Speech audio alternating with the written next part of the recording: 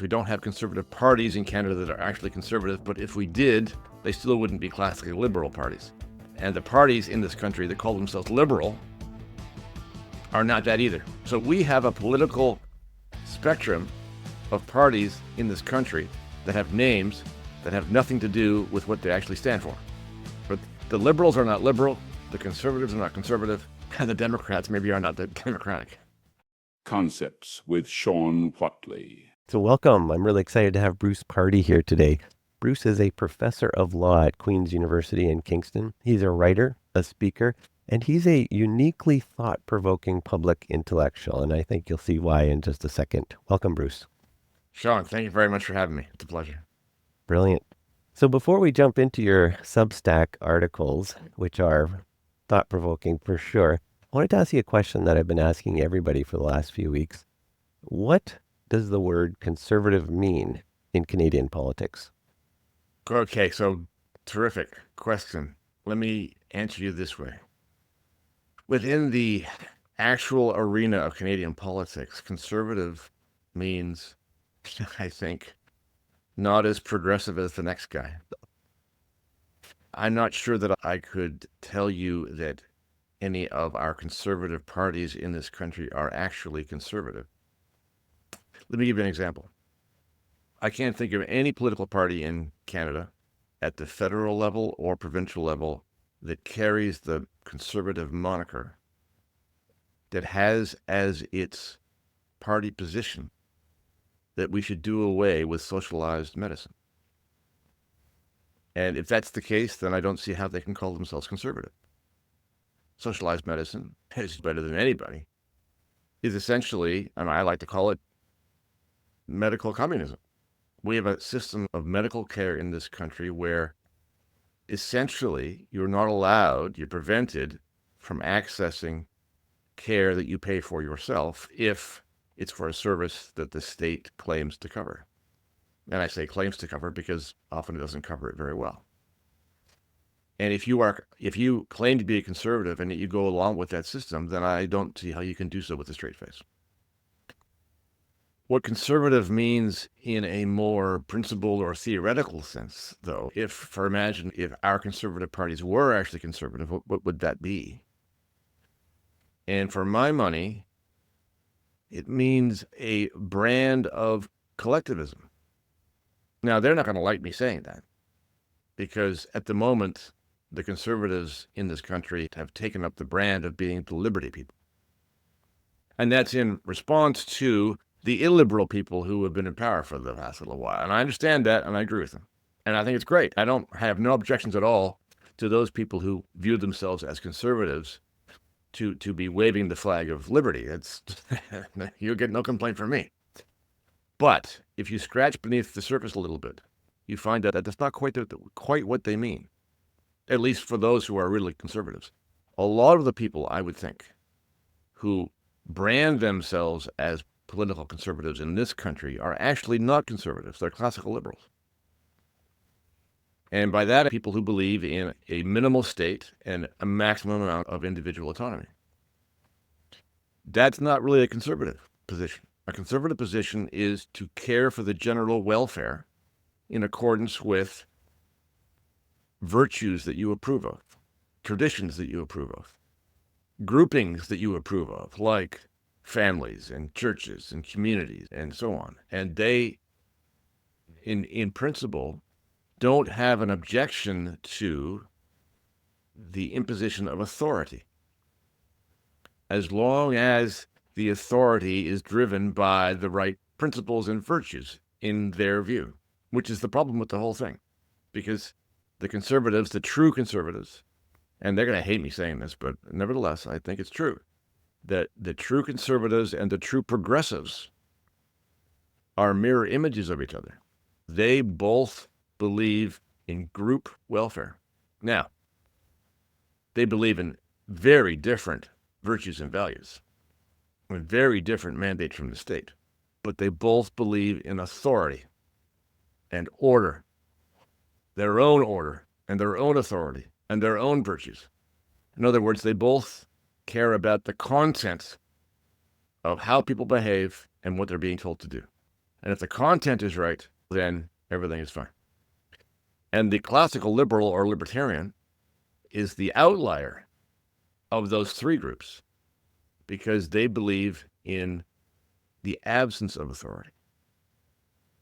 And so when I talk to a conservative to test whether or not they're actually conservative or whether they're actually classically liberal, I try to give them some awkward questions like, all right, so if someone's doing something that you don't approve of, and pick the worst thing you can think of. You're taking street drugs, or you're hiring a prostitute, or whatever the case may be. You can make something bad up. If that has nothing to do with you, then are you going to let them do it? If you're running the government and it has nothing to do with you or other people, if they're doing it on their own, but you view it as immoral behavior, are you going to say that they're not allowed to do that? If they say yes, they should not be allowed to do that, then you're probably a conservative. And if you're a classical liberal, you'll say, maybe I don't like it, but none of my business. And therefore, they should be able to do whatever they want.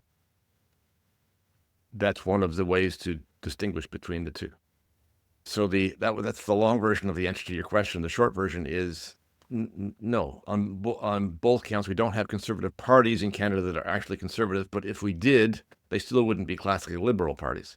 And the parties in this country that call themselves liberal are not that either. So we have a political spectrum of parties in this country that have names that have nothing to do with what they actually stand for.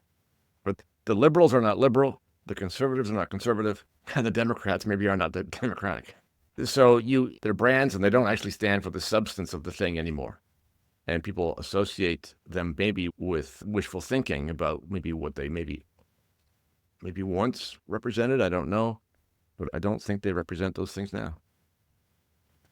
So those last few sentences, I think, are going to be the clip for the show. It was brilliant. Liberals aren't liberal, conservatives aren't conservative. That was really good.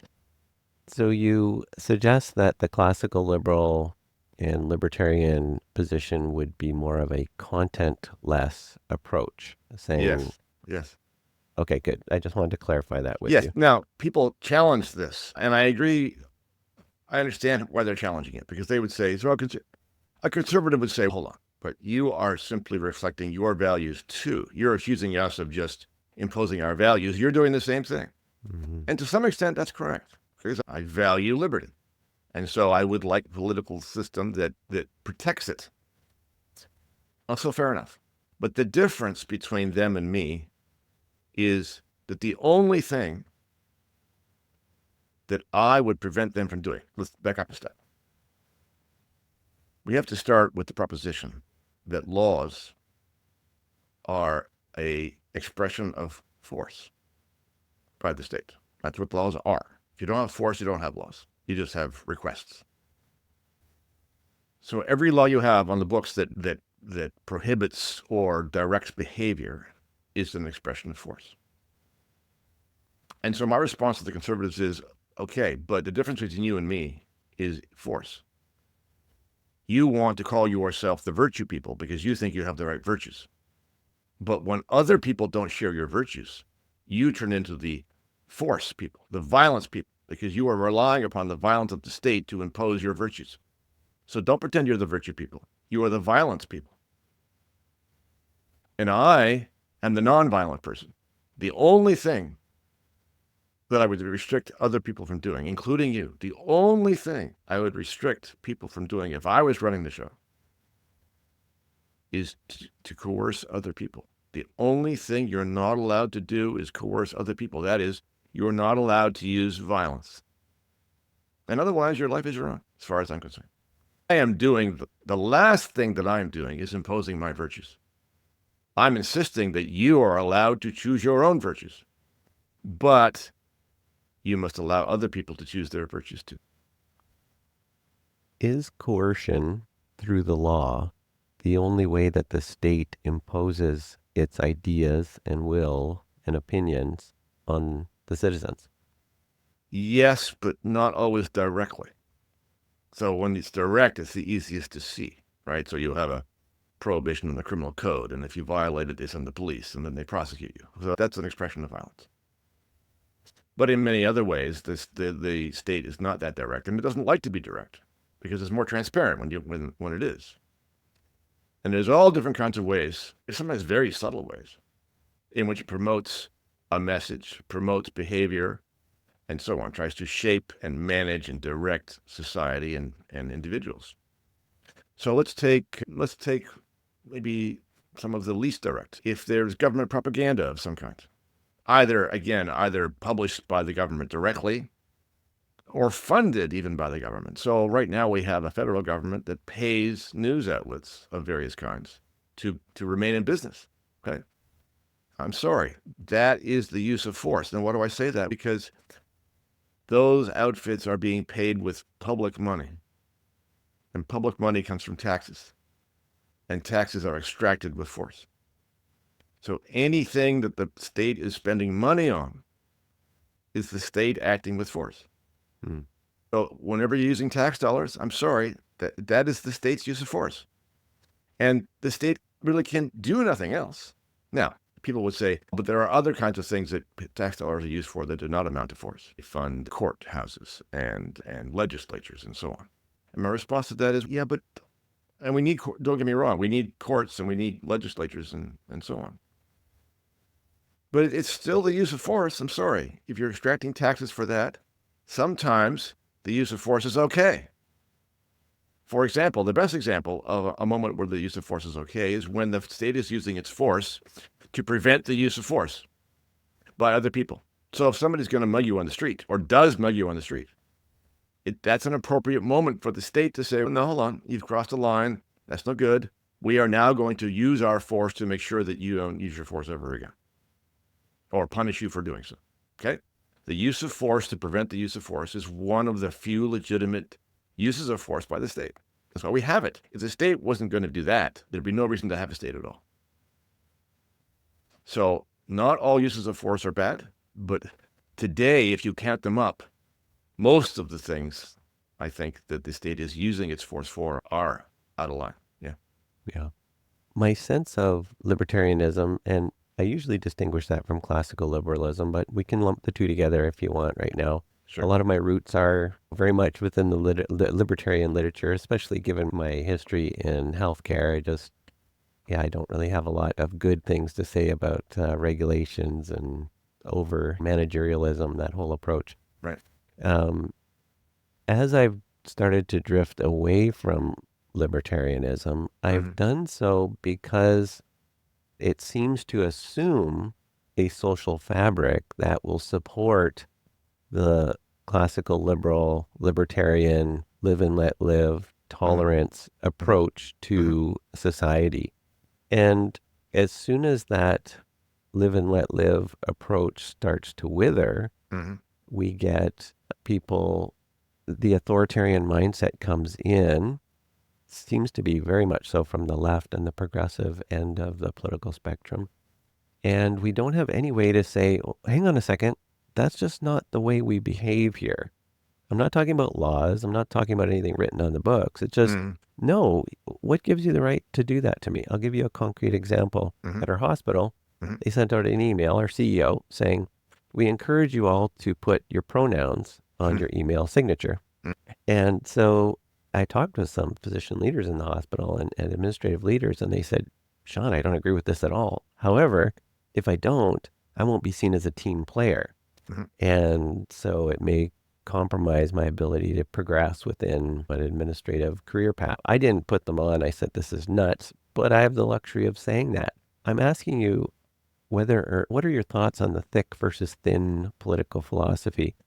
I love the fact that libertarianism is very thin and just says, let's minimal government, maximize freedom, don't harm people, don't take their stuff. However, that seems to assume that people are going to tell the truth, behave with a tolerant attitude, welcome diversity. What are your thoughts on that? If you really had thin libertarianism, that is the kind of minimal state you're describing, then there wouldn't be a hospital in its current form with the authority to do as you described. I'm not saying there wouldn't be hospitals necessarily, but we're taking a lot for granted. Hmm. For example, and this might seem extreme, but this is the logic of the thing. One of the things that the state claims to do is to protect us from corporations and other entities that have concentrated market power in certain respects. Okay? Except that those entities are a product of the state. Corporations wouldn't exist without the state. Without the statute that says you can conduct business as a corporation, here's how you do it. That's a creation of the state. So the state is justifying its existence by showing us that we need the state to protect us from the things that the state has created. So just imagine, for the sake of a blue sky thought experiment, just imagine that you wipe all of that out. If there's no state, there's no corporations, there's no institutions, and there's no trusts, and there's no nonprofits. There are just people interacting, making contracts, making agreements, working together. And then you could go be a doctor because you're trained to be a doctor and work for those people who wanted to hire a doctor. And there wouldn't be the authority. Now, there'd be the authority of the individual people who manage to operate businesses or the like. And let's just reduce it down to a small thing. Let's say you were running a business. You were selling stuff in a shop as an individual, not as a corporation now, because there are no corporations. Question: should you be able to pick and choose how people behave inside your store? Should you be able to choose who you want to hire or not? Should you be able to insist that your employees use pronouns or not? The answer is, of course. Because there is no state. They can do it. You can do whatever you want. And if the people don't like it, then they won't buy from you. And they'll go down the street and buy from somebody else who doesn't exist upon these silly rules to work, right? It's supposed to be a competitive environment where there are a multitude of approaches and people proposing various different kinds of things, and we can all choose who to deal with because it's a competitive environment. And there are all kinds of choices. And the problem right now is there are no choices because the state dominates everything. Looks like it's a independent or semi-independent entity. It's really not. It's part of the medical system in some respects that the state runs and funds. And I wouldn't take what it does as any reflection upon how things would be if you actually had proper libertarianism. Can I pick up on a comment you said about just people? And I think we were chatting about this in the email before. So I find a lot of the anarchist writing to be very interesting. Yes. Not the go blow things up anarchists, but the anarchists who are Yes. philosophical anarchists who Yes. say, listen, we don't need the state at all. Let us organize ourselves in our own community and we can figure things out. I'm Yes. thinking Kropotkin, the Russian writer, Sure. and in fact, even the anarchist socialists have some interesting things to say. So I'm thinking right now of Proudhon. And actually, Karl Marx hated the anarchist socialists because Karl Marx wanted a big state, right? So he said, no, get rid of those socialists. They're the wrong kind of socialists. But one of my favorite lines from Proudhon is, multiply your associations and be free. And here we have an anarchist, someone who is very much emphasizing individual liberty and get rid of the state entirely. So it's a utopian approach. It wouldn't work. Here he is calling for the development, creation of associations to support your freedom. And so I wanted you to comment on that comment about what you just said. Even the anarchists are calling for development of associations. And then the old joke is as soon as you get the libertarians together, the first thing they do is elect a leader. So is it possible for humans to exist in the just people approach that you described? Yeah. Also a terrific question. So just to clarify one sometimes misunderstanding that people have about libertarians and even classical liberals. Some people think that libertarians are against grouping. They're against communities, they're against families even, they're against churches, against people coming together in groups and doing things together. And that is completely untrue. As far as the libertarianism that I understand, people should do whatever they want. And so if what you want is to get together in a group, then go and do that.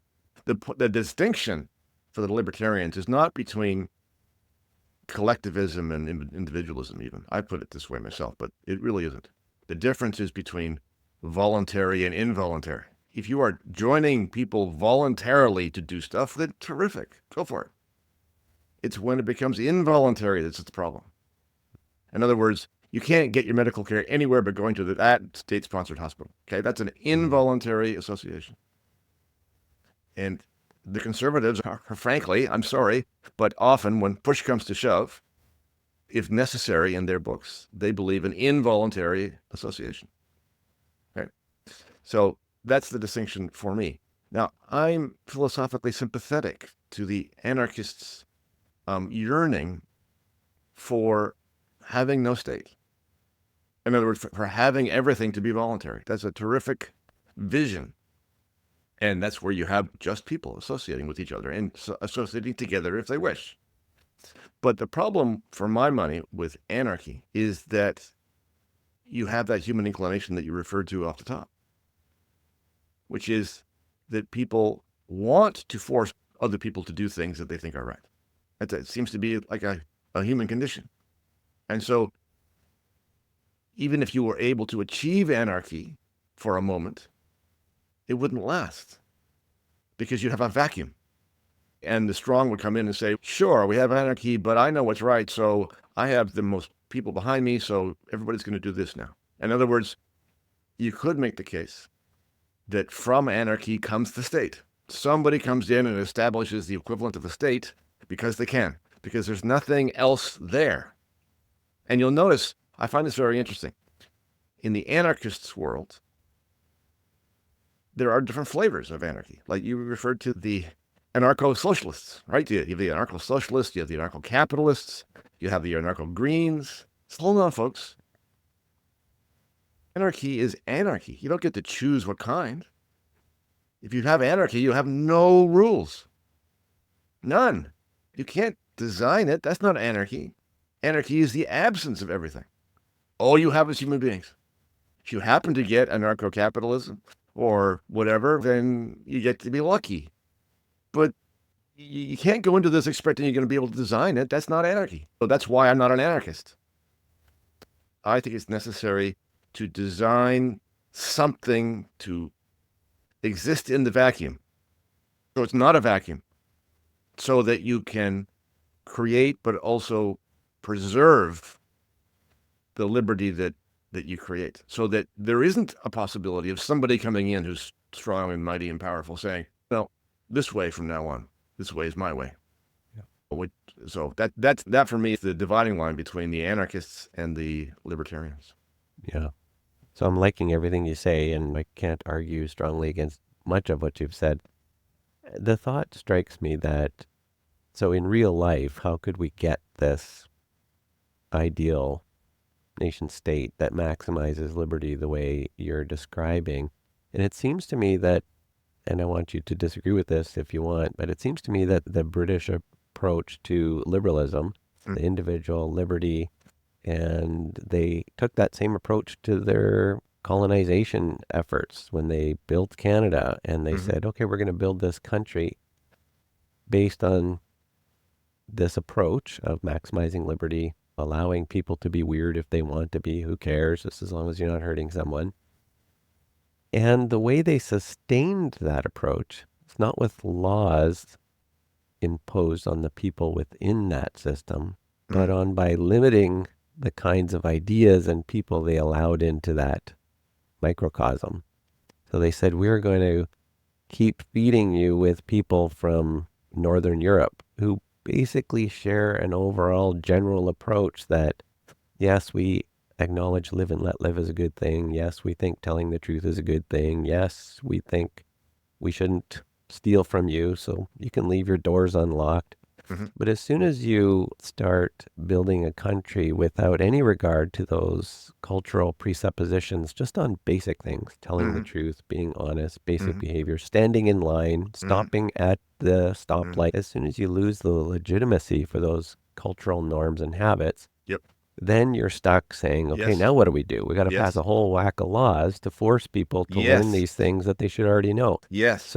So you're saying yes. So what do we do now? Because we've lost that in Canada. Yeah, but you're absolutely correct.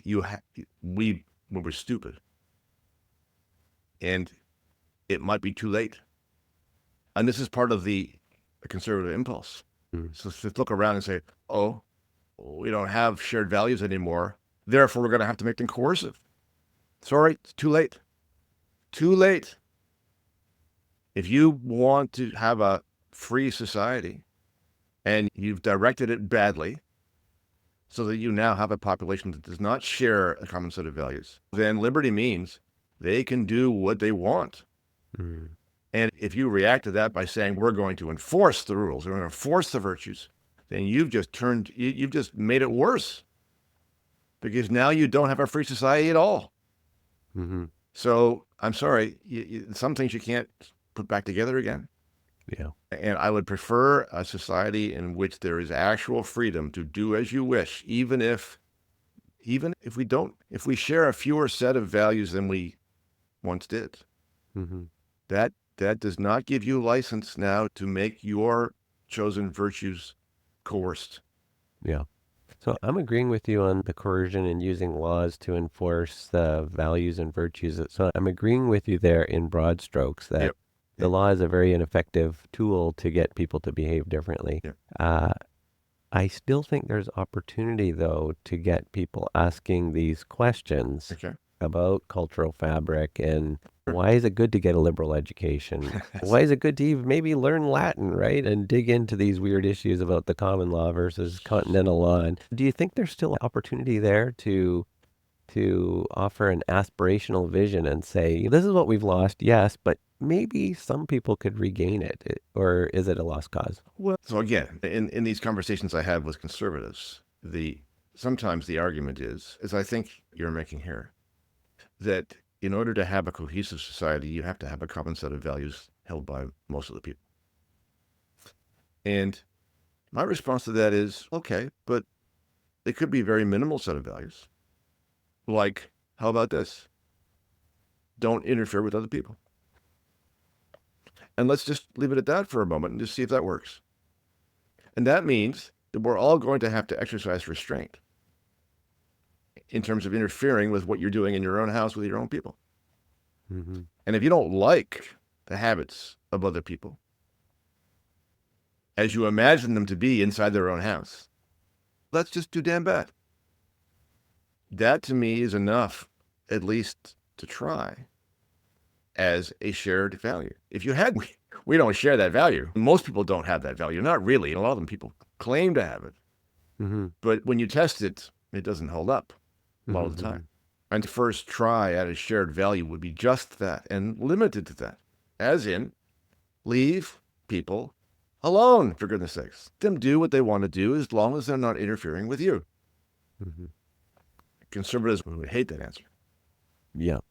No, you're right. And just to be clear, I am calling myself a conservative. I considered calling this podcast the Reluctant Conservative because good. I'm like, yes, I am, but I don't want to pass laws on everybody. So let me throw it back on you. So let people do whatever they want in their house. And I want to get to your Substack and also to your Rights Probe organization. So maybe this will be the last question on this. Okay. With your permission. Where would be the libertarian stance then on polygamy and incest? Right. Basically, you're saying if we don't want to interfere with people, the right way to proceed in Canada would be to say, incest, go for it. Polygamy, go for it. Well, polygamy is easier than incest. So in a way, these two examples are false examples. And you could add to them. You could also add prostitution. You could also add other kinds of things. And they're false because it assumes something. And the assumption is that someone's being coerced. If you have a community in which young girls are being coerced into marrying older men in a situation, especially where you have polygamy, where a man is marrying multiple wives. That won't do. But why won't it do? It won't do because it's coercive. And because the kids are kids. They're not adults. Let's try a very different kind of polygamous situation. Let's say you have adults involved who are all freely and competently consenting to the arrangement. If you have that, there is no justification in my books for restricting it. And the response is, yeah, but we can see from the social science research that polygamous situations end up being negative, yada, yada, yada. And my response to that is, well, you can do the same thing with marriage between two people. A lot of trouble arises out of marriages. Not all of them, not even most of them, but sometimes. Are you making the case that because sometimes trouble arises out of regular marriage, that we're therefore going to prohibit marriage? No, you're not making that case. Because you believe in marriage as a traditional kind of form. You can't make the same extrapolation for polygamy. People are free to do what they want. If they want to marry multiple people, then leave them alone, assuming they're not being coerced. Again, if you're dealing with a child, of course, like the idea of consent can be applied only when the person is able to give consent as an adult, especially in that kind of situation. But let's take the equivalent incest situation. So let's say you've got people who are too closely related for our sensibilities, who are carrying on in a way that we really think is icky. Question: should we really interfere in that? And if they're consenting adults, even if we think it's terrible? I'm not so sure. So I'm glad you take the libertarian principles to their logical conclusion, because I think you're right. That's where you have to go as a libertarian. And that's one of the reasons why I was forced to abandon calling myself a libertarian more broadly. I'm happy to be a libertarian when it comes to healthcare and the government and massive government. But when it comes to these pedophilia, let's say we reduce the age of consent down to 14, and is it okay for, I don't know about it, you're doing it in your own house, or incest between consenting adults, or polygamy between consenting adults? It changes the nature of the country you're living in. Sorry, you wanted to say something? Well, no, I was just going to say, so sometimes I pose it to conservatives this way. I say, look, let's imagine you have two adults, competent adults, inside their own house, and the drapes are closed. Is there anything that those two people might do inside that house, like not interacting with anybody else, on their own? Let's say they're not online, they're in their house alone, with the drapes closed, and they're both competent, they're both of age. Is there any justification for anybody else coming in and saying, here are the things you are and are not allowed to do? Sorry, the answer is no. Yeah. I don't want to know what they're doing. No, I don't care what they're doing. They keep it to themselves. It's none of my business. That's the libertarian position. Yeah. So I guess I would frame that as the old British position of, you know what, if you want to wear whatever clothes you want to wear, or no clothes at all in your house, I don't care, as long as it's in the house with the curtains drawn. Yeah. And so that was the important qualifier that you put on this. We're talking, the old language was, you're in the closet. Now you're coming out of the closet. All right. And so as a society, we're endorsing all these behaviors that, we knew they existed, but you know what? As long as you don't shove it in my face in front of Eaton Center downtown, then I'm okay. Whereas now we're endorsing people walking around naked or literally copulating on Dundas Street. Sure. And that's you say, didn't someone tell you that's just immodest? Have you ever heard of a thing called immodesty? And so that's what's forced me to say, okay, so what is the nature of our community? Yes. And I don't care what you do. Just don't do it in my face. Like I wouldn't do that to you in your face. So what are your thoughts on that sort of? Well, so let's just play out the libertarian theory just for a moment. So again, this is blue sky, pure thinking. Like the pure principle exists in the real world, I acknowledge that, but let's just play it out. In a society with a very minimal state, only large enough to fill that vacuum I was talking about, property is private. And on your property, you can decide what happens. Mm. Nobody's going to be allowed to copulate in public on your property because it's your property. Mm-hmm. If there is somebody who wants to allow people to do that on their property, it's their property. And you don't have to go there. Our difficulties in thinking this through come from the fact that we have these sort of, quote, public places. And the state that owns the public places is not governing them as a property owner. Right? So I think this is a kind of maybe a false problem. Mm-hmm. If you had true libertarianism and property was private, this would not come up. Mm-hmm. It's a great answer. Yeah, we have a nudist colony just up the road from our place. I've never been there, but I've seen people when they come out in their clothes on and they're, oh yeah, we're part of that. And I see them in the clinic now and then. And yeah, no, I don't care. Great. You got fences around the place. You screen people before they go in and knock But yourself out. there's another aspect of this too that irks me a little bit, which is that the conservative impulse is to want to try to pretend that we have a society that we don't actually have. Mm-hmm. So if you have people behaving like this in public, and I wish they didn't either, but if they do, then those are the kinds of people you have in your society. Mm. And that's a failure of all of us in building the society that we actually have now. Not the one we'd like, but the one we actually have. And a lot of the conservative impulse is to cover up the society that we actually really have, with all its blemishes. And I would prefer to let it all out in the open so people can see the kind of society they actually live in, even if it's bad, because then they know it's bad. Mm-hmm, mm-hmm. Yeah, said. And certainly that was my experience. I spent many years in emergency medicine, and my family would often, my relatives would say, how's work today? I was like, yeah, I can't really tell you. You don't really want to know what people are doing to themselves and to each other.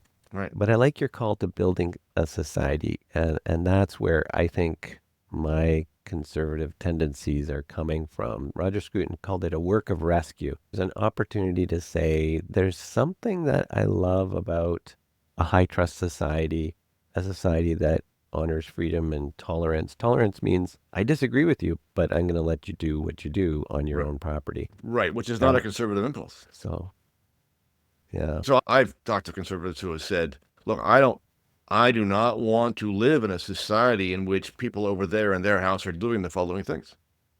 You're imposing upon me if those people have freedom. That's their position. But how? I don't understand. It's not practicable. You couldn't pass enough. You'd have to have people going from house to house with guns, checking. It just, I think it's a nonsense position. I have heard people say what you've said too, and I just think, yeah, you haven't thought that through. That's not a real political philosophy. Well, they're for the idea of authority, conservatism, that the liberals, the real liberals, do not share. So people who are conservative sometimes say, of course, if there's a law, then you're going to respect the law, right? Because it's a law. But they don't understand maybe that there are a whole lot of other people, including me, who don't share that at all. If there's a law that I agree with that is serving a good purpose, then I will obey it. If there's a law that I do not fundamentally agree with, and there's no chance of getting caught, then I will not obey the law. Because the law for a libertarian is a rule and a sanction. For a conservative, a law is the expression of authority. There's a sanction or not. There's a respect owed to the law because it's an expression of authority. And that is a perspective that not everybody shares. Not as far as you go with it, because I still can't go to all those logical conclusions. But I guess when your comments about law, I'm finding that I'm worried more or thinking more about the concept of legitimacy, not necessarily just laws. So to your point, if it's a bad law, people won't obey it. Now, we have stoplights in countries all around the world, but only in certain countries where there are laws you're supposed to stop, do people actually stop. In other countries, there are also laws about stoplights, but everybody ignores them. Yes. And so that's where I'm finding myself having more concern with this concept of legitimacy. And I don't know if authority is the right word or power is the right word, but how in our society do we maintain legitimacy of certain norms and behaviors, whether or not there's laws associated with them? That's what's concerning me. But I agree with your point. A bad law is a bad law. That shouldn't be on the book. So how do you parse out this sense of legitimacy? Well, I'm afraid, in my opinion anyway, that the legitimacy of our laws has been being undermined for a long time by our state. The more laws you have and the more stupid laws you have, the more the legitimacy of laws is undermined. Yep, yep. So if you really want people to respect your laws, then don't have very many. And the ones that you have, make sure that they're important. Yep. If you have a society in which there's a plethora of laws about everything, regulations and guidelines and directives and statutes and discretionary decisions by officials of all different kinds, and people standing up behind the microphone on a Tuesday and during COVID saying, the rule tomorrow is going to be this, okay? That's a recipe for undermining the legitimacy of your laws. Yeah. And so if you like, the first stage to support the idea of legitimacy and respect for laws is to try to establish a libertarian kind of state where you don't really have very many. I would like to imagine a situation where people would have a huge amount of respect, a shared commitment to that one first law of libertarianism, which is don't use force against other people. And just imagine, just again, for a blue sky thought experiment, imagine that's the only rule. Okay, I think your shot of having people respect that rule are pretty good because there's no other nonsense going on. The more nonsense you have, the more people are going to say, who cares? Yeah. Was it Tacitus who said the more the laws, the worse the people? It may have been. I don't remember, but I recognize the quote, yes. Yeah, I can't remember. I wanted to read you something from Samuel Johnson, but yes, I think it's probably more interesting to me. I don't want to, it might take a long time on your Substack. So I want to talk about your Substack and I want to talk about Rights Probe. Right. So you wrote a juicy piece and we're going to put it up on the screen for people. And it's called A Declaration of Independence for Alberta. And you argue in it why, if the Albertans keep getting beaten up, why don't they just create a Declaration of Independence and leave the Canadian Federation? Yep. Now, have I got that correct, or yes. could you expand on that piece for us? Sure. Now, to be clear, I'm not an Albertan. And so I did this with a little bit of trepidation. I didn't want to step on people's toes. And I made that disclaimer at the top of the piece. This is, if I was an Albertan, this is what I would have said. And since that time, I've received comments from all kinds of people in Alberta, including other places, who have said, yeah, I totally agree. So I think I'm on the right page for some people. But the point is this: Alberta for a long time, and it's not the only place in Canada who has grievances, but it's probably the first place that does. They've been disadvantaged for a long time in Confederation, and especially over the past few years, the present federal government has gone out of its way to impede its primary industries, to undermine its constitutional jurisdiction, to take wealth from its individual people and distribute it elsewhere in the country. But even maybe more than that, in Alberta, for some reason, there is a spirit of independence and liberty that is not as widely shared in other places, particularly other places in the country. And so, in some ways, maybe the people of Alberta as a population, I don't know what the proportion of people who agree with this is, but there are people in Alberta who seem to be incompatible in their political thinking, in their spirit of independence and liberty compared with the rest of Canada. And so at this particular moment, when the U.S. president is trolling our prime minister and suggesting that Canada might be the 51st state, my thinking is Alberta maybe should be the 51st state, or if not, then should become an independent country. Because this country, Canada, is in a real mess, and a lot of it is our own fault. I don't know how you fix it from here. I'm not saying it's impossible, but I think it's very unlikely, because there are a lot of vested interests now, especially at the federal level, but not only, who have a stake in having things basically the way they are. And so I don't see that wholesale change will be very easy to achieve, but it's required. Mm-hmm. Your thoughts on Alberta reminded me of the history of the creation of the prairie provinces. And I believe Saskatchewan and Alberta, one proposal was that they would be one province, and it had the name Buffalo, I believe. Yes, yeah. right. But the Laurentian elites didn't like that because that would have made a very strong voting bloc Right. representing the prairies. Well, so that's a very good point. And let's just revisit for a moment, remind everybody what the present situation is in Canada in terms of democratic representation in the capital. We have a first past the post system in the House of Commons, which favors Quebec and Ontario. And we have an appointed Senate. An appointed Senate. In 2025, we have an appointed Senate. And the seats in the Senate are such that the 4 prairie provinces share 24 seats. And Ontario has 24 seats all by itself. Okay? And Alberta has tried over a period of time to suggest that maybe we ought to reform the Senate so it's both elected and so that every province gets the same number of seats, just in the U.S. Senate. Mm-hmm. Okay? And the Laurentian response to that has been, nope, not interested. If I was Albertan, I would be enraged. Yeah. So you sidestepped Quebec. Was that intentionally? I didn't mean to sidestep Quebec. Quebec has 24 seats as well. And of course, the federal politics revolves around Quebec. But let's imagine this, though. Again, thought experiment. If Alberta did go down the route of becoming a 51st state, or as my colleague Lawrence Solomon has suggested, maybe 2 provinces to start, Alberta and Newfoundland, he suggested. And that makes a kind of interesting proposition because Alberta maybe leans a bit Republican if they were a state, and Newfoundland might lean Democrat if they were a state. But the point is that if you have those 2 provinces on their way to becoming states or become states, then I think that might start a cascade. Right? And other provinces will say, leave me behind. Saskatchewan, you mentioned. Of course, Saskatchewan would say, we want to go with Alberta because we were with them in the first place. And we don't want to be left behind to be subject to Laurentian dominance. I would guess, and it's just a guess, who knows, but I would guess that Ontario and Quebec might be the last men standing. Who knows? Maybe Quebec would decide finally that it wanted to be independent after all. I don't know. Mm-hmm. But there are a lot of interests in Ontario that would insist that Canada has to exist. And I understand why they would want that to be the case, because there are certain forces in this country that are big fish in a small pond. And to be a big fish, you have to have the small pond. Mm-hmm. So if the small pond starts to drain, you're going to be out of luck.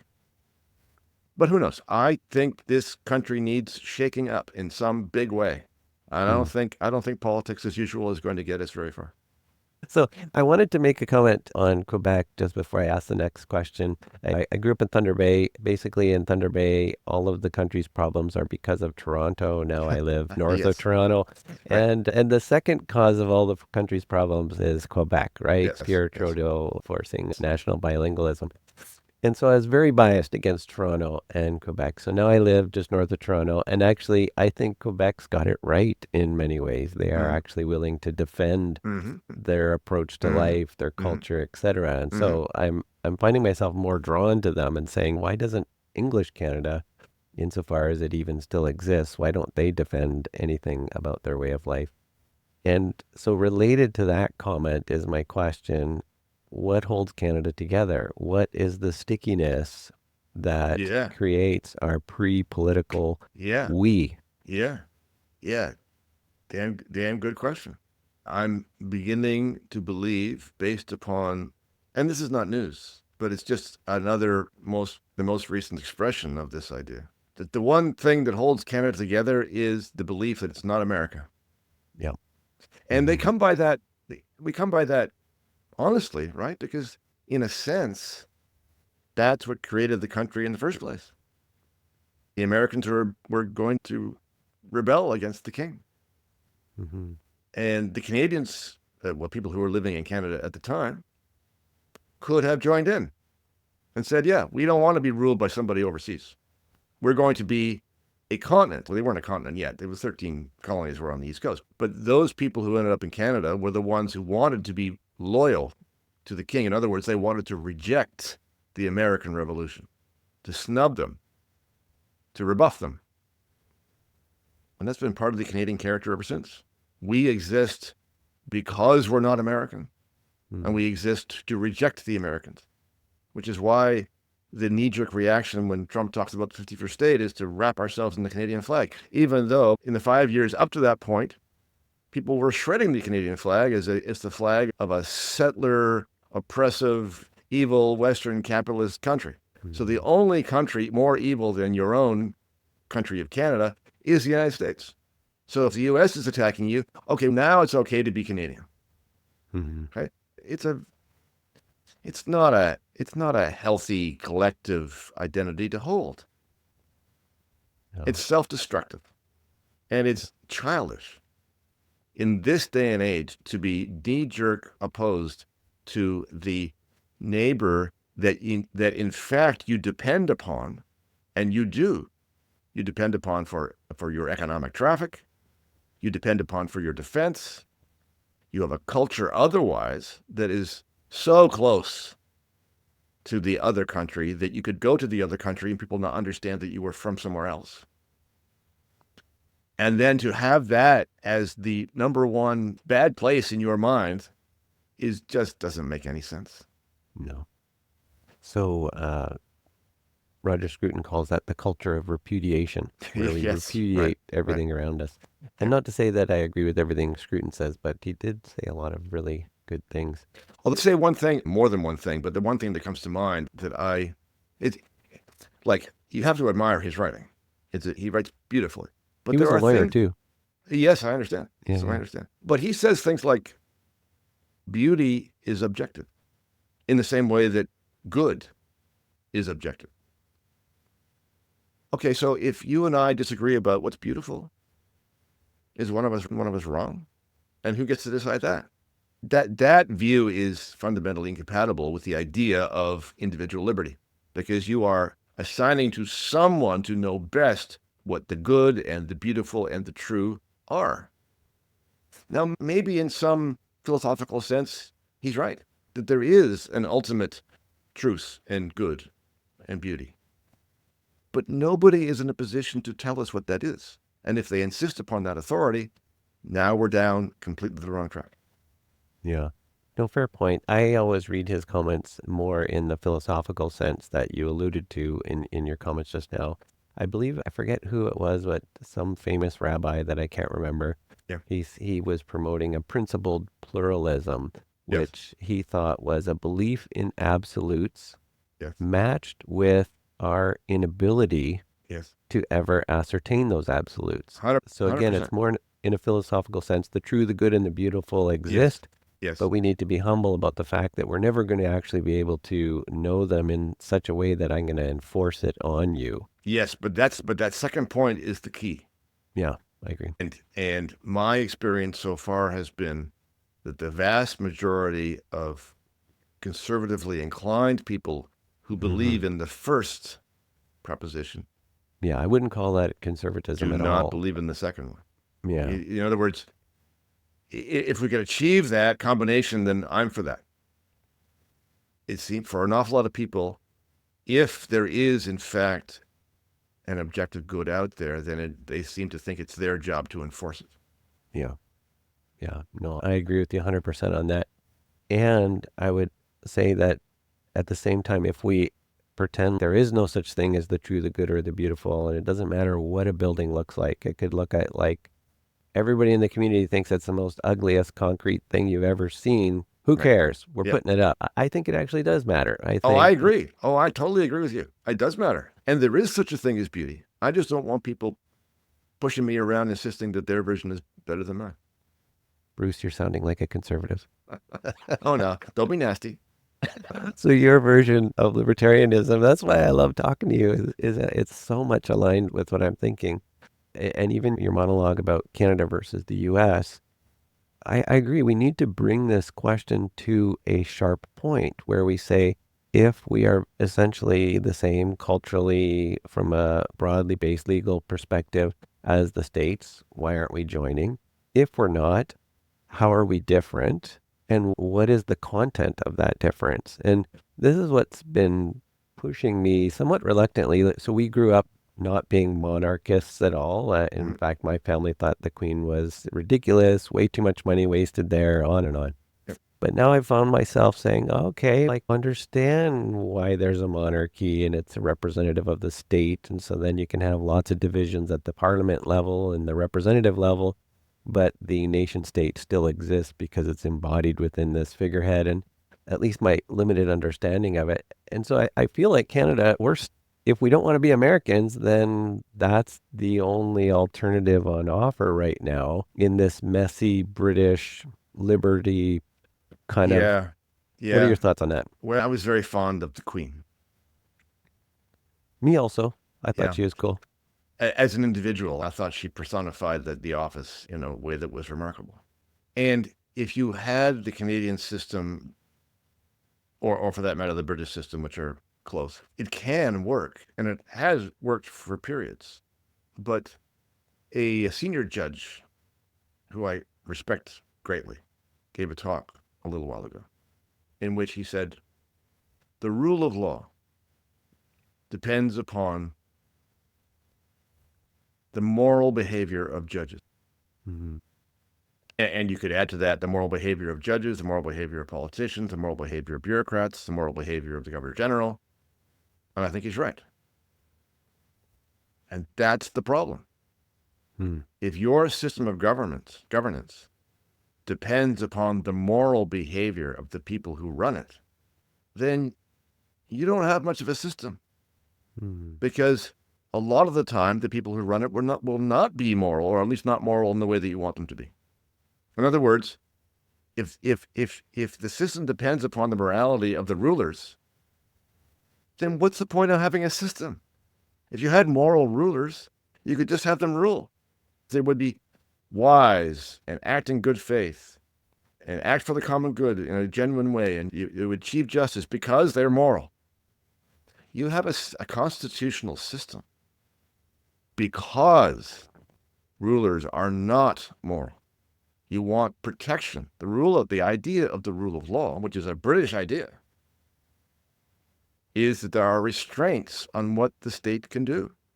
But if those restraints, if the idea of the rule of law depends upon the morality of your rulers, then why bother having it? And in fact, the matter is that our rulers today, I'm including people who are in office, I'm including a lot of judges, I'm including a lot of bureaucrats, executive branch people. A lot of those people do not now believe in the rule of law. The rule of law gets in the way of the state's management of society. Is quite the opposite of the rule of law. The rule of law makes things difficult. It makes things slow. It restrains the state from acting. If you think that your job is to manage society and you need to respond in an agile way to social problems, then you do not believe in the rule of law. Yeah. And so my case now against the Canadian constitutional system is that it depends upon something that's not there anymore. And you have to design from scratch another system that ensures individual liberty, even when the people who rule do not believe in it. And I know that's a tall order. The path from here to there is nowhere to be found.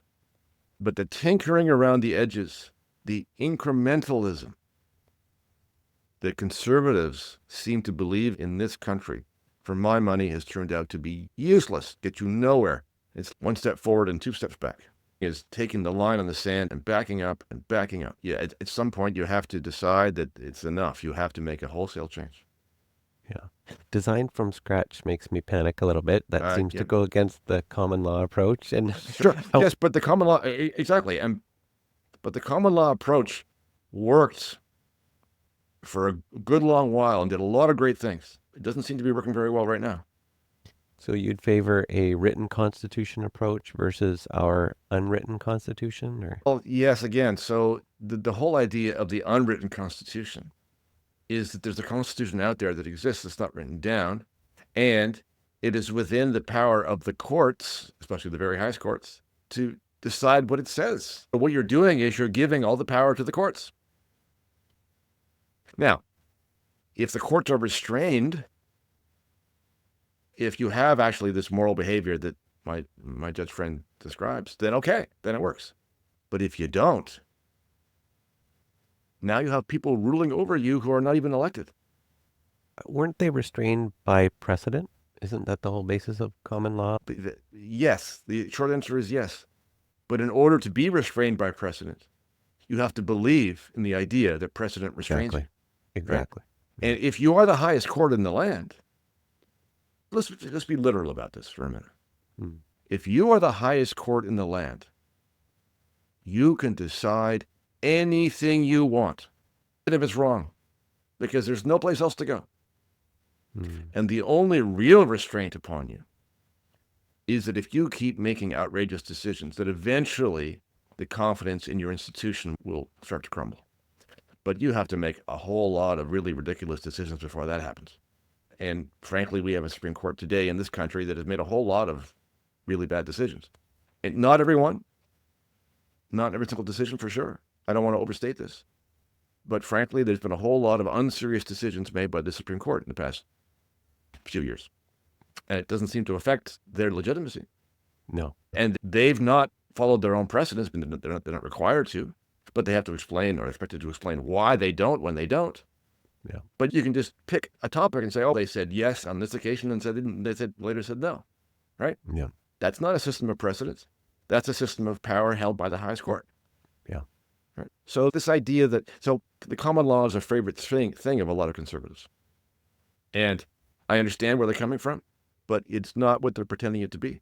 Yeah. And your comment about Supreme Court 3, Sue Rodriguez. That's right. No, Exactly. physician assistants do his eyes no good. Yep. 2015. No, it's all good. Yeah. Right. So again, you're sounding like a conservative here, Professor Pardy. I have to read from Samuel Johnson, James Okay. Boswell's Life of Johnson, 1772. Yeah.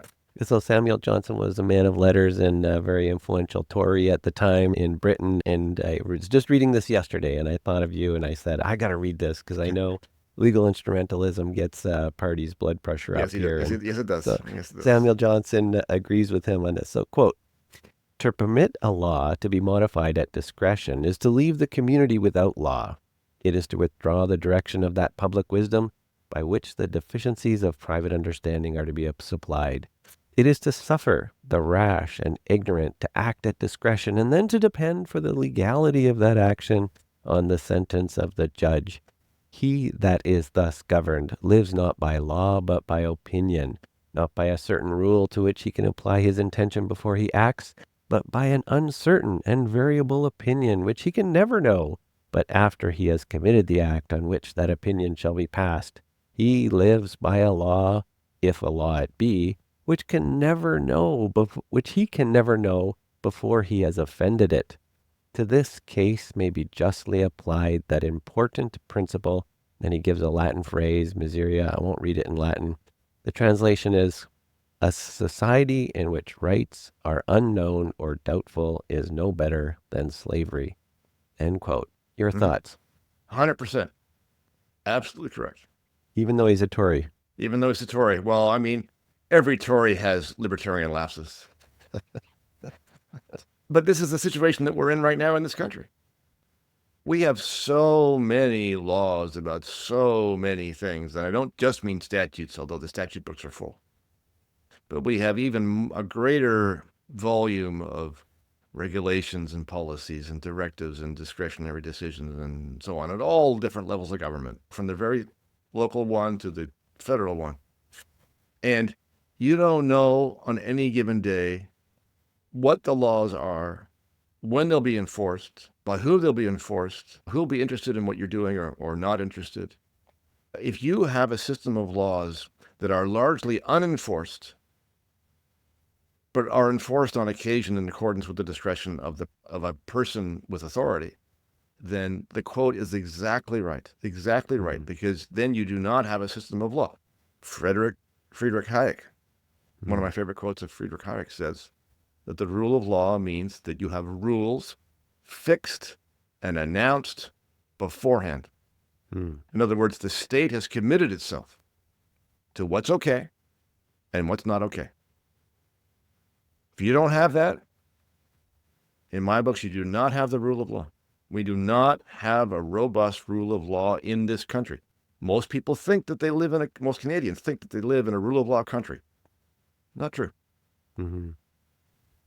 So based on that, I want you to tell me about your Rights Probe organization, because my impression of libertarianism and more so classical liberalism is that there's an emphasis, I would say an overemphasis on individual rights. Mm-hmm. And in order to maximize individual rights, we need a great big government to pass powerful laws and send men with guns into Professor Pardy's office when he is trampling on other people's rights. And Right. so then we have Pardy here making an organization called Rights Probes. How have I misconstrued this, and what is the work that you do with Rights Probe? Probe is a branch of the Energy Probe Research Foundation, where I refer to it as a law and liberty think tank.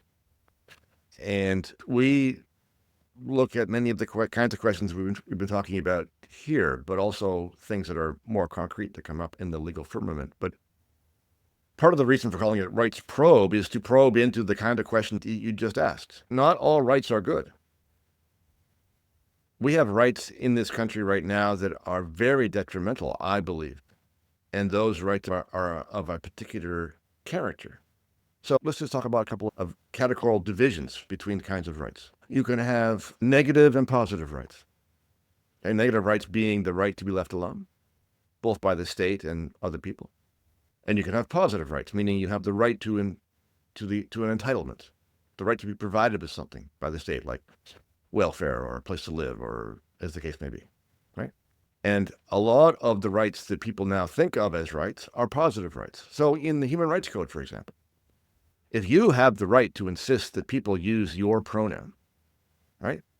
That's a positive right. You now have the power to coerce people to behave in the way you want. That's a terrible idea. But the reverse, which is you can't mug me, that's a very important right. If you don't have that, then you're not free. I would define freedom as the absence of coercion, both from the state, but also from other people. If you don't have that right to be free from the coercion of other people, you are not free. So some rights are essential, and we need the state to enforce them. And some rights are a terrible idea and don't, in my opinion, do not belong in our legal system. And the trick is to distinguish the one from the other. Mm-hmm. So Rousseau famously said, man is born free, but everywhere he is found in chains. Yes. And so it seems to me that most people who talk about rights, in fact, I think Clinton, wrote a book called Rights Talk. I'm looking for the title over on my shelf. I can't see it. How do we counter the impulse to run out and tear down every social institution that might infringe upon my ability to have a negative freedom? So, for example, schools or the family is an oppressive institution. The church is an oppressive institution. Sure. The fact that my doctor won't refer me when I want to kill myself is an oppression by the medical industrial state. And so we need to force doctors to participate, even on a superficial level, with my desire to end my life. I could go on, but the MAID problem that you're referring to would be fixed overnight if you didn't have a socialized system of medicine. Because then the state wouldn't be providing the service and would be in no position to require doctors to do anything. Mm-hmm. Right? That's the way it should be. If you go to a doctor to ask for help to kill yourself, and the doctor wants nothing to do with it, then the doctor says, no, go away. That's their freedom. In other words, the state is coercing the doctor now to participate in something that the doctor doesn't want to do. That's not right. Mm-hmm. But on the other hand, and this is one of the contentions I have with some conservatives. That's not the same thing as saying that you can't be allowed to kill yourself. Mm-hmm. If you find a doctor who's willing, and you do it with full consent, and you're very careful about it to protect the doctor from being charged with murder, then that's a right you have. You have the right to be left alone to do as you want with your own life. That's the right that should exist, not the right to compel the doctor. Mm-hmm. The right to say to the state, stay out of this. Mm-hmm. This is my business. Right? So in some sense, it's a difficulty of drawing the right lines. As far as the institutions are concerned, the family be involved in the marriage business.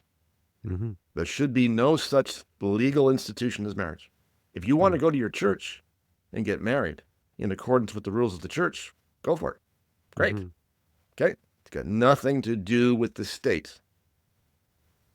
Because if you do have marriage as a legal institution enforced by the state, then the state is now endorsing a particular order of things.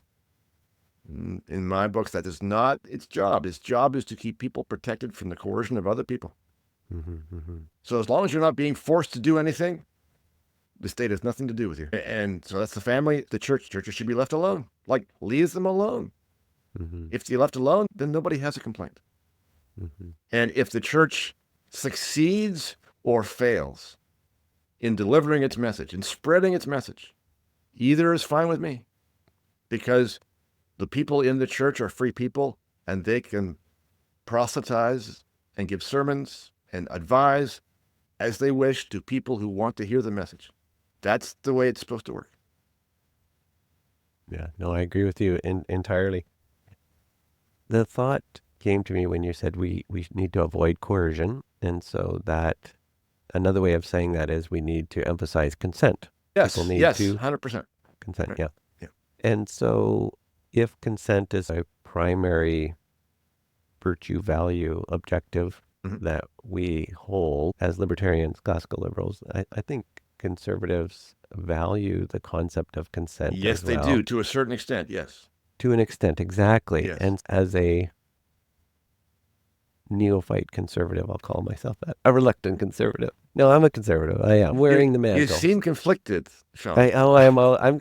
You know what? It's pluralism, right? A belief in Right. absolutes, with also matched with the acknowledgement that I have an inability to fully ascertain those absolutes. So I believe conservatism is there, but I also like a lot of libertarianism. Anyways, humans have many involuntary obligations. Oh, tell me about those. Tell me about Sorry? those. Tell me what your involuntary obligations are. Yeah, so not just related to the fact that you're born into a family. You didn't get a choice about whose parents you have. There's some decision made about the children you have, but you don't get to pick exactly what your child is going to be like. Of course. And even what might appear on the surface as a voluntary institution based on consent, such as marriage, you enter marriage voluntarily. You do enter marriage based on consent. But once you're married, if you dissolve, that marriage there's still baggage that you carry. And it's the same with friendship. You can dissolve a friendship, but you can't go back. You can't rewind time and say that, oh, it's as though as I never had that friend. It's as though I never was married. It's as though I never had children. Sure. And there's a stamp, there's an involuntary sense that we have an obligation to this, or we're left with scars, if you want to say. Well, hold on, but you're using involuntary in a different sense, though. Go ahead. So I used involuntary to mean those moments when the state would bring the police to make you, or its other ways to influence your behavior, like extracting taxes and launching propaganda, Terry, in the moral sense. And in my books, that's not involuntary. That's a different thing altogether. That is your or my or somebody's conviction that they should do a certain thing. And I don't disagree with you. But it's voluntary in the sense that nobody is making you. It may be deeply felt. The existence of the relationship may be a fact. But you don't have to behave in any particular way, in the sense that nobody else is coming in to punish you if you don't, in the state-sponsored sense. So even if it is compelling, it is not involuntary. Yeah, so involuntary is the wrong word, and I think you've laid it out beautifully. It's the difference between legal obligations versus moral obligations. Yes, exactly. Yeah, but a libertarian wouldn't say that there's no such thing as obligations at all. It's a completely different category of thing. Right. So let me put it this way. One way to characterize these two groups of thinkers is to, and this may be not universally true, but just think about it this way. Conservatives care about the whole of life. Libertarians care about the state and the law. And the rest of it, do whatever you want for yourself. And if you come to conservative conclusions, then great. And there are going to be lots of libertarians, lots of political libertarians who are philosophical conservatives. are able to distinguish between the two things. Mm-hmm. And I respect that. I'm maybe one of them myself. Okay? But the libertarian in me says these are two different categories of questions. The philosophical is all very well. Work that out. But it has nothing to do with the idea that the state is limited to making sure you do not coerce other people. Yeah. Otherwise, whatever you think is fine. Yeah. And so I like the idea of different categories, or moral versus legal versus perhaps even state/political. Yep. It also relates to at what level of organization we hold our political philosophy. So famously, right, in your house, we're a socialist, right? I'm in Yes, charge, and yes, each of yes, the kids, no matter how yes. big their appetite is, they get the same number of pieces of pizza. And communism inside the family is totally fine. Yeah, yeah. Yep. But at the state level, I'm still very much on the libertarian end of things, Right. right? Right. I need an army to protect the country. I need someone to uphold the laws and sound fiscal policy. But people have Go made ahead. this argument, and I think there's something very good about it. They've made the argument this. I don't want to overstate it, but they've said, look, there's something happened where people who were, and the person I'm thinking of, I forget who it was now, made this argument about women. Look, at a certain moment in time, women were in the household, they were in the family. Women ran the family, and they thought about the family in a certain way. And then we had a transition where women joined men in the political realm. But they brought with them the idea of the family. And they ran the family like a communist dictatorship, appropriate for a family, because you want to look after the weakest child and you want to pool resources. Okay, but they took that philosophy and they transferred it to the political and say, if it's okay to, and they didn't say this literally out loud, but the idea is, if that's the way we run families, then that's the way we run society. And that is an egregious error. You can't do in the political realm what you can do in the family realm because it's completely different. Yeah, I forget who said that. I've heard that also. And we're not allowed to identify speakers from our Civitas conversations. Civitas Right. is a society, but they're allowed to talk about the content. And someone made this comment, which I thought was brilliant. Mhm. And he laid it out. He said, I'm one thing at the family level. I'm another thing at the community level or in my church. Yes. I'm a communitarian in my church. And Yes. at the municipal level, at the provincial level, at the federal level. And I thought that was a neat way of conceptualizing it. But there's a danger there too, though, right? Again, some conservatives that I've heard talk about these levels, family being the closest one and the federal government being the furthest away, Mm-hmm. right? And there being a sliding scale of interventionism or community orientation at the various levels. And the closer it is, the more, if you can put it this way, the more coercive you can be because you're dealing with your own community. Collectivist. Okay. Not in my books. No, if you're dealing with a government of any type, municipal, county, provincial, school board, federal, I don't care what it is. It's either governed by the rule of law or it ain't. It's either interfering with you or it's not. It either has force or it doesn't. And if you look at the levels of corruption at the various levels of government, we all think of the federal government as hopelessly corrupt. Okay. But comparatively speaking, incidences of corruption are often found at the most local level because that's the place where everybody knows each other. So what happens at the town council depends upon who you are. Okay. That's the definition of corruption. If you are favoring this person over that person because you know that person and you like them and you know that person, you don't like them, okay, that's corruption. Yeah. That's not the rule of law. Yeah. And so in some ways, our local levels of government are as dangerous as any other. Yeah.